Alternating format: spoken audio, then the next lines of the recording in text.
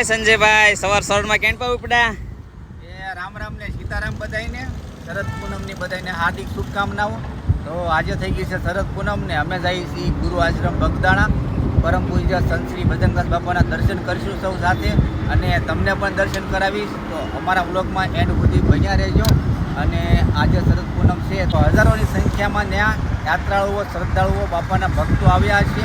તો તમે પણ આવજો ભજનદાસ બાપાના દર્શન કરવા, અને હું પણ જાઉં છું. તો હાલો આપણે જઈ બગદાણા અને તમને પણ દર્શન કરાવું ભજનદાસ બાપાના. તો વ્લોગમાં કન્ટિન્યુ બન્યા રહેજો.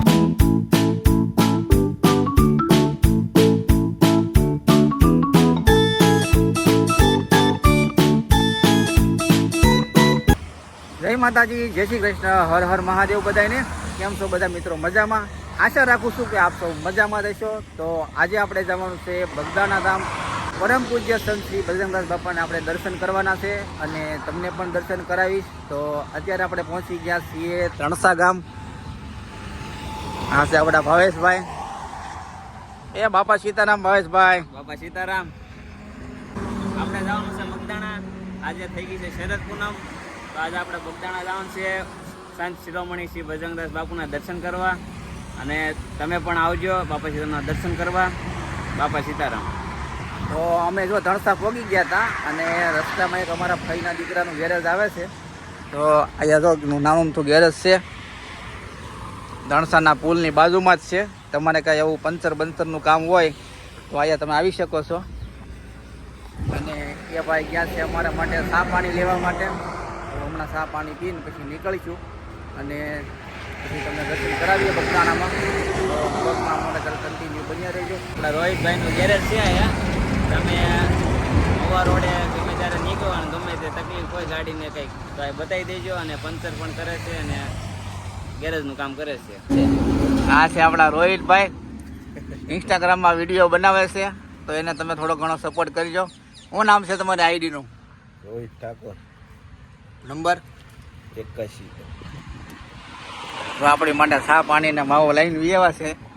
તો તમે પણ આ ત્રણસાવાળા રોડે આવો તો કાંઈ પંચર હોય કે ગાડીમાં ઓઇલ બદલાવવું હોય તો અહીંયા બદલી આપશે રોહિતભાઈ. રોહિતભાઈ, ટાઈમ કેટલા વાગ્યાનો છે? આ 9 વાગે 8 વાગે સવારે 8-9 વાગે આવી જાય છે. આપણા ભાઈનું પેજ છે.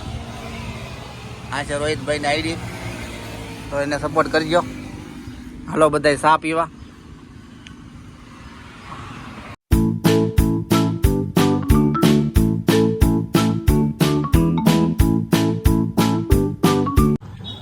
તો ફાઇનલી મિત્રો આપણે પહોંચી ગયા છીએ બગદાણા, અને ગાડી પાર્ક કરી દીધી છે. તો અહીંયા તમે ગાડી પાર્ક કરી શકો છો, અને પેલી બાજુ પણ પાર્ક કરી શકો છો. તો ત્યાં આ વખતે જગ્યા નહોતી એટલે આપણે આ બાજુ પાર્કિંગ કરી છે, અને અહીંયાથી આપણે હાલીને જઈએ છીએ. હવે તમે ગાડી પાર્ક કરી શકો છો, અને આગળ પાર્કિંગ પણ છે, તો ત્યાં પણ તમે કરી શકો છો. ફાઇનલી મિત્રો આપણે પહોંચી ગયા છીએ મંદિરની બહાર. તો પહેલાં તો આપણે બૂટ ચપ્પલ કાઢી આવશું, અને પછી મંદિરની અંદર જઈશું.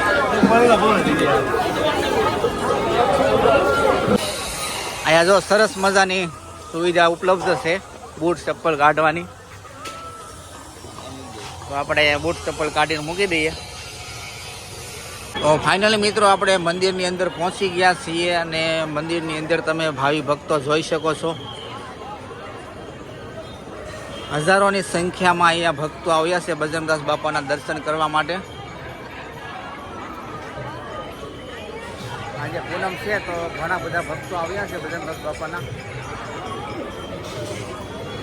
આ છે કાળ ભૈરવ દાદાનું મંદિર. તો ચાલો આપણે દર્શન કરી લેવી, અને તમે પણ દર્શન કરી લેજો. હાલે આ બાજુ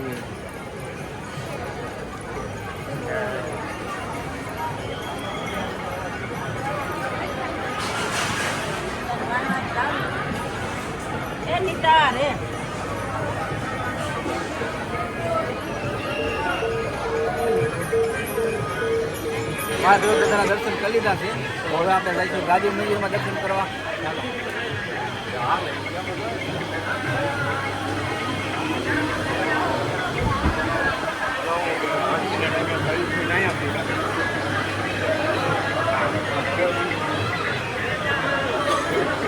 આ છે ભજનદાસ બાપાનું ગાદી મંદિર.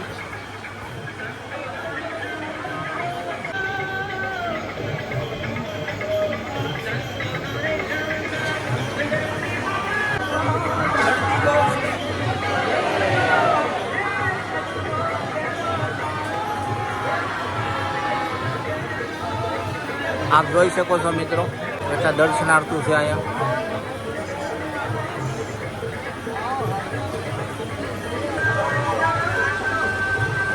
ડેમોને પણ વિનંતી, આપની સાથે લાવેલા સામાન, મોબાઈલ, ખીચા પાકીટનો ખાસ ખ્યાલ રાખવાનો, સંભાળીને રાખવાનો. ડેમોને વિનંતી, આપે પહેરેલા આભૂષણો. આજે મિત્રો દર્શન કરવામાં થોડીક ભીડ છે, પણ તોય આપણે દર્શન થઈ ગયા છે. બીજા મંદિરે દર્શન જે કંઈ પહેરાવેલું હોય, જો કે અહીંયા પહેરીને સોનાનું મોતી કરવાની છે. 30 ગ્રામ મોતી, 30 ગ્રામ મોતીની સોનાની મોતી ખોવાણી છે. આપણે આવી ગયા છીએ સમાધિ મંદિરે મિત્રો. તો ચાલો સમાધિ મંદિરના દર્શન કરીએ, અને તમે પણ દર્શન કરી લો, પૂનમના દર્શન. ને કમેન્ટમાં લખી નાખજો બાપા સીતારામ.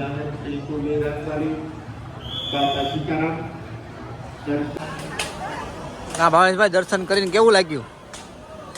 હા, દર્શન કરીને ખૂબ જ મજા આવી. મજા આવી ને?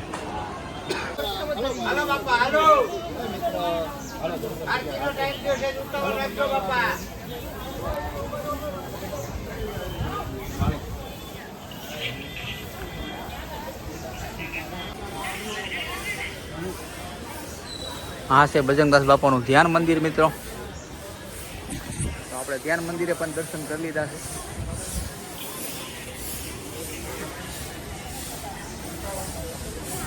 ચાલજો.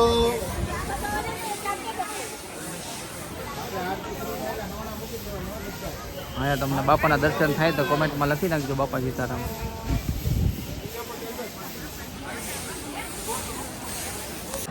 ગાદી મંદિરે દર્શન કર્યા, ધ્યાન મંદિરે દર્શન કર્યા, અને બગદાણાના આપણે સંપૂર્ણ દર્શન કરવાના છીએ. તો વ્લોગમાં કન્ટિન્યુ બન્યા રહેજો, અને આજે તમને બગદાણાનો નજારો બતાવું.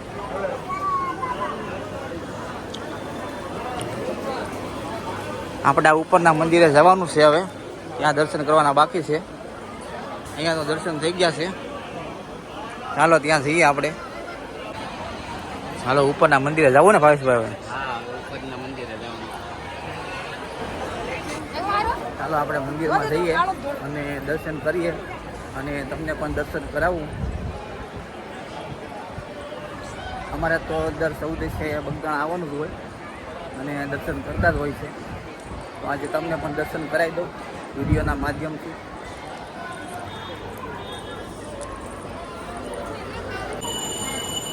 હા, જો આવતી પૂનમનું પણ બોર્ડ મારેલું છે અહીંયા. આવતા કારતક માસની સુદ પૂનમ 5/11/2025 ને બુધવારે છે. તો આવતી પૂનમે પણ તમે આવજો.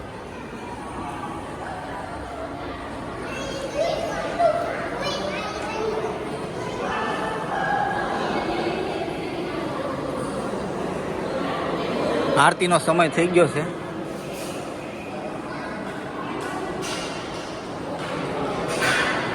અહીંયા બાજુમાં જો હનુમાન દાદાનું મંદિર છે.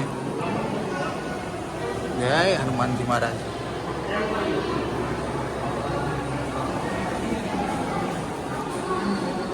અને પેલી બાજુ ગણપતિ બાપા છે.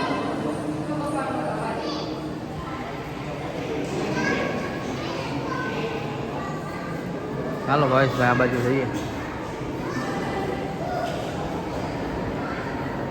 અહીંયાથી તમે નીચેનો વ્યૂ જુઓ, સરસ મજાનો છે.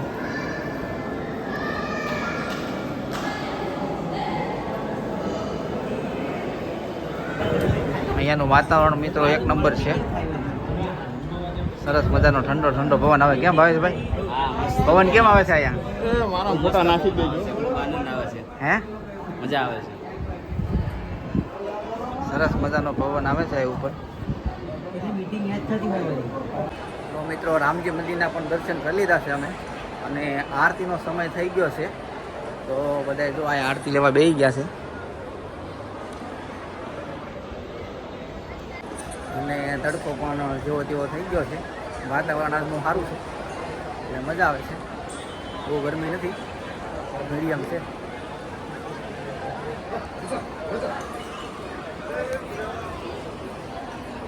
બાપાની આરતી ચાલુ થઈ ગઈ છે મિત્રો, તો ચાલો આપણે લાઈવ દર્શન કરીએ આરતીના અને આરતીનો લાવો લઈએ આપણે.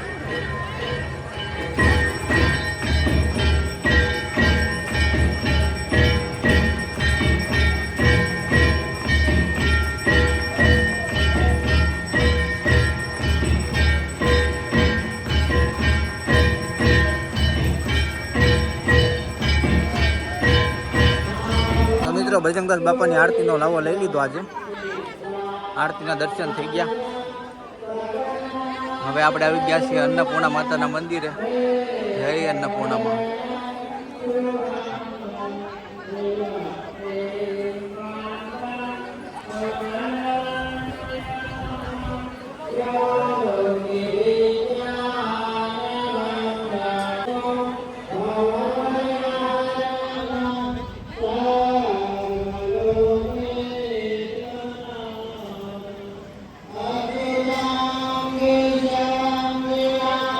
ફાઇનલી મિત્રો દર્શન થઈ ગયા છે ને હવે આપણે આવી ગયા છીએ મંદિરની બહાર અહીંયા સોડા પીવા માટે. તો હાલો બધા સોડા પીવા.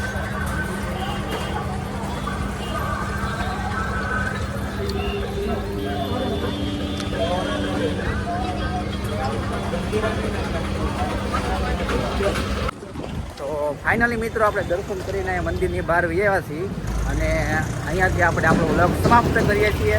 જો તમને ગમ્યું હોય તો લાઈક કરો, શેર કરો અને સબસ્ક્રાઈબ કરો. મળીશું નેક્સ્ટ વ્લોગમાં. ત્યાં સુધી મસ્ત રહો, ખુશ રહો અને હસતા રહો. બોલો બાપા સીતારામ.